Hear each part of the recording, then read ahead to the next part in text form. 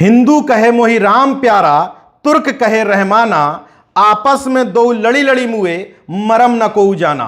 नमस्कार, मैं हूं नीरज पटेल और आप देख रहे हैं नेशनल जनमत। मौजूदा हालात में अगर कबीर होते और ये बातें करते तो दोनों तरफ के उन्मादी और चरमपंथी उनके पीछे पड़ जाते।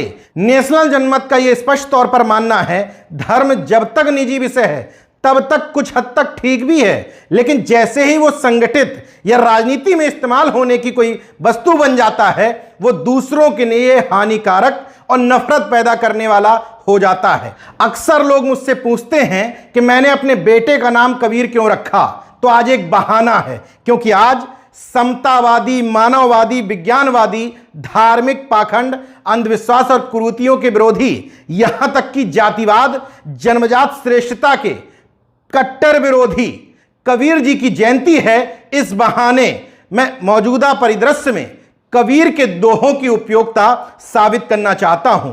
इसके अलावा इस बात का भी उत्तर खोजने की कोशिश करूंगा कि बाबा साहब ने जो अपने 3 गुरु माने, उनमें तथागत बुद्ध, ज्योतिबा फूले के अलावा कबीर क्यों थे। इस बात का भी उत्तर खोजेंगे कि अर्जक संघ के संस्थापक महामना रामस्वरूप वर्मा को राजनीति का कबीर क्यों माना जाता था और कबीर के चिंतन को रामस्वरूप वर्मा जी आगे लेकर के क्यों बढ़े। इन तमाम सारी चीजों के उत्तर खोजने में जवाब यह मिलता है कि मौजूदा हालात में कबीरदास बेहद प्रासंगिक और महत्वपूर्ण हो जाते हैं, क्योंकि कबीर ने हिंदू मुस्लिम दोनों तरफ के पाखंडों पर करारा प्रहार करते हुए लिखा, हिंदू कहे मोहि राम प्यारा, तुर्क कहे रहमाना, आपस में दो लड़ी लड़ी मुए, मरम न कोऊ जाना। काकर पाथर जोर के मस्जिद लई चुनाए, ता ऊपर मुल्ला बाग दे, क्या बैरा हुआ खुदाए। मौजूदा हालात में किसी की हिम्मत है कि दोनों तरह के पाखंडों पर इस तरह के सवाल उठा दें और सरकार उनके ऊपर कार्रवाई ना करें।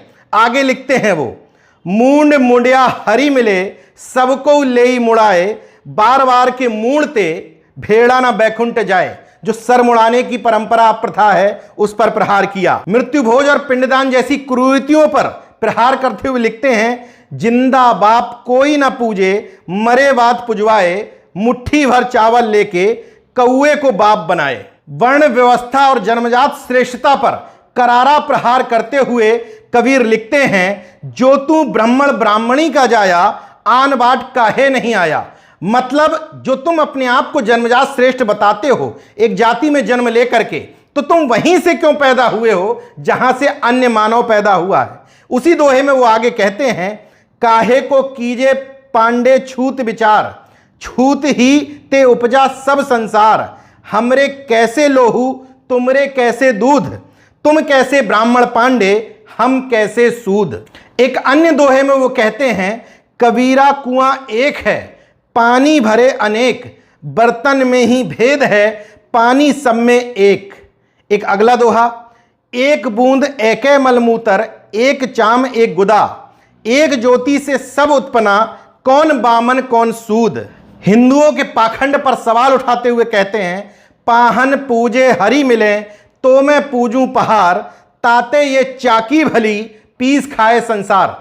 मूर्ति पूजा, पत्थरों की पूजा का विरोध करते हुए कह रहे हैं कि पत्थर पूजने से हरि मिल जाए तो मैं पहाड़ पूज लूं, उससे तो बेहतर ये पत्थर की चाकी है, यानी कि चक्की है, जिसके पीस करके आटा निकलता है और संसार खाता है। एक और अंधविश्वास पर सवाल उठाते हुए कहते हैं, लाडू लावन लापसी, पूजा चढ़े अपार। मतलब लड्डू वगैरह जो तमाम प्रसाद चढ़ाया जाता है, पूजी पुजारी ले गया, पूजा के बाद वो सब पुजारी ले जाता है, मुहूर्त के मुंह छार, यानी कि मुहूर्त के मुंह कुछ नहीं लग पा रहा है। वहां वो प्रभु या ईश्वर शब्द का इस्तेमाल नहीं कर रहे हैं उस मूर्ति के लिए, स्पष्ट तौर पर उसको मुहूर्त कह रहे हैं। एक अन्य दोहे में कहते हैं, माटी का एक नाग बना के पूजे लोग लुगाया, जिंदा नाग जब घर में निकले, ले लाठी धमकाया। जन्मजात श्रेष्ठता और धर्म पर एक जाति विशेष के कब्जे पर वो प्रहार करते हुए लिखते हैं, जाति ना पूछो साधु की,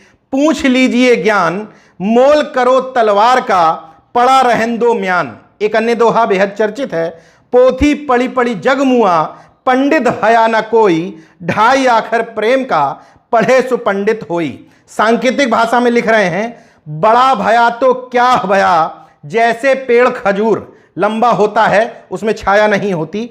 तो लिखते हैं, पंथी को छाया नहीं, फल लागे अति दूर। मतलब किस मतलब का है, ना वो छाया दे पाता है और फल इतने दूर लगे होते हैं कि उसका फल भी खाने के काम नहीं आता। एक अन्य पाखंड पर लिखते हैं, हमने देखा एक अजूबा, मुर्दा रोटी खाए, समझाए से समझत नहीं, लात पड़े चिल्लाए। धार्मिक कर्मकांड, मूर्ति पूजा, उपवास जैसे मामलों पर प्रहार करते हुए लिखते हैं, मोको कहां ढूंढे रे बंदे, मैं तो तेरे पास में, ना तीरथ में, ना मूरत में, ना एकांत निवास में, ना मंदिर में, ना मस्जिद में, ना कावे कैलाश में, ना मैं जप में, ना मैं तप में, ना मैं व्रत उपवास में, ना मैं क्रियाक्रम में रहता, ना जोगी सन्यास में, ना ब्रह्मांड आकाश में, ना मैं प्रकृति प्रवर गुफा में, ना ही श्वासों की श्वास में, खोजी होए तुरंत मिल जाऊं एक पल की तलाश में, कहत कबीर सुनो भाई साधो, मैं तो हूं विश्वास में। मतलब उस थ्योरी पर भी सवाल उठा रहे हैं जिसमें कहा जाता है कि इस पृथ्वी से ऊपर कोई स्वर्ग है, ब्रह्मांड है, वहां ईश्वर रहता है। लिख रहे हैं, ना ब्रह्मांड आकाश में। मानववादी संत कबीर के ये दोहे उन तमाम लोगों की मानसिकता पर करारा प्रहार करते हैं जो कहते हैं कि हमारे पास इतनी डिग्रियां हैं। कबीर बिना डिग्री के व्यक्ति थे। वो अपने ही एक दोहे में लिखते हैं, मसी कगदा छुओ नहीं, कलम गई ना हाथ। मतलब कभी पढ़ाई लिखाई नहीं की, लेकिन वैचारिक तौर पर तमाम सारे डिग्री होल्डर से ज्यादा पढ़े लिखे थे। मौजूदा दौर में जो संगठन एक दूसरे की आलोचना में अपना समय खर्च करते हैं, एक दूसरे को बड़ा छोटा बताने में समय खर्च करते हैं, उनके लिए भी उन्होंने लिखा, बुरा जो देखन मैं चला, बुरा ना मिलिया कोई, जो मन देखा आपना, मुझसे बुरा ना कोई। मतलब कबीर कहते हैं कि किसी को गलत कहने से पहले अपने गिरेबान में झांकें। मौजूदा संगठनों को कबीरदास जी की सबसे बड़ी ये सीख है कि आप किसी भी सामने वाले पर उंगली उठाने से पहले सरकार ये गलत कर रही है, ये गलत है, ये ब्राह्मणवादी हैं, ये मनुवादी हैं, खुद से सवाल करिए कि बाबा साहब रामस्वरूप वर्मा, जगदेव बाबू पेरिया ललई, ज्योतिबा फूले, सावित्रीबाई फूले, कर्पूरी ठाकुर, संत गाडगे से लेकर तमाम सारे बहुजन महापुरुषों ने जो काम किए, जो जिम्मेदारी हमें सौंपी, क्या हम उस कारवां को आगे बढ़ा रहे हैं? अगर नहीं बढ़ा रहे हैं तो निश्चित तौर पर कबीरदास जी ने यह दोहा आप ही जैसे लोगों को निश्चित तौर पर ध्यान में रख करके लिखा होगा।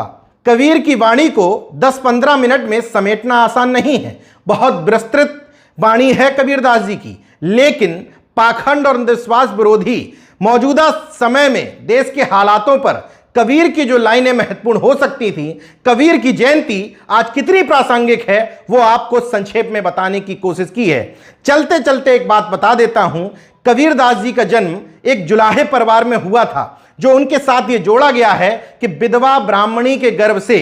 इस पर तमाम मानववादी चिंतक सवाल उठाते हुए कहते हैं कि जानबूझकर जाति विशेष के लोगों ने यह बात जोड़ी कि वो विधवा ब्राह्मणी के गर्भ से उनका जन्म हुआ था, लोक लाज के डर से वो उनको छोड़ करके चली गई थी। उन लोगों का तर्क है कि जो लोग अभी तक कबीर की ठीक ठीक जन्म की तिथि नहीं पता कर पाए, जन्म का समय नहीं पता कर पाए, उन लोगों को यह कैसे पता चल गया कि कबीर का जन्म एक विधवा ब्राह्मणी के गर्भ से हुआ था। उनका यह मानना है दरअसल ये कपोल कल्पना जोड़ करके कबीरदास जी को कैप्चर करने की रणनीति है। जिस तरीके से जब बुद्ध और उनका दर्शन को कैप्चर नहीं कर पाए तो कह दिया गया कि वो विष्णु के अवतार हैं, उसी तरीके से कबीर जैसा एक महान संत बहुजन परिवार में जन्म कैसे ले सकता है, तो उसमें ऐड कर दिया गया कि वो एक विधवा ब्राह्मणी के गर्भ से उन्होंने जन्म लिया था। जैसे शिवाजी इतने महान कैसे हुए, तो जीजाबाई के महत्व को कम करने के लिए जोड़ दिया गया कि दादाजी कोणदेव उनके गुरु थे और एक ब्राह्मण थे। पूरे महाराष्ट्र में इसका विरोध हुआ। मामजी देशमुख एक इतिहासकार हैं, उन्होंने लिख करके कहा कि दादाजी कोणदेव जैसा शिवाजी का कोई गुरु नहीं था। उनकी मां जीजाबाई और संत तुकाराम का उनके जीवन पर प्रभाव था। और हां, कबीर जैसे समतावादी, मानववादी, विज्ञानवादी, पाखंड विरोधी संत की जयंती प्रकटोत्सव के रूप में मना करके उनके विचारों के साथ अन्याय मत करिए। कबीर प्रकट नहीं हुए थे क्योंकि वो एक मानववादी इंसान थे। कबीर का जन्म हुआ था, उनको देवता या खुदा बना करके उनके विचारों को नष्ट मत करिए। मौजूदा दौर में कबीर की प्रासंगिकता इसलिए बढ़ जाती है क्योंकि दोनों तरफ धार्मिक मतांध लोग नफरत और सिर्फ नफरत फैलाने में लगे हुए हैं। देखते रहिए नेशन जनमत, जागरूक और सजग बने रहिए। जय विज्ञान, जय संविधान, जय लोकतंत्र। धन्यवाद।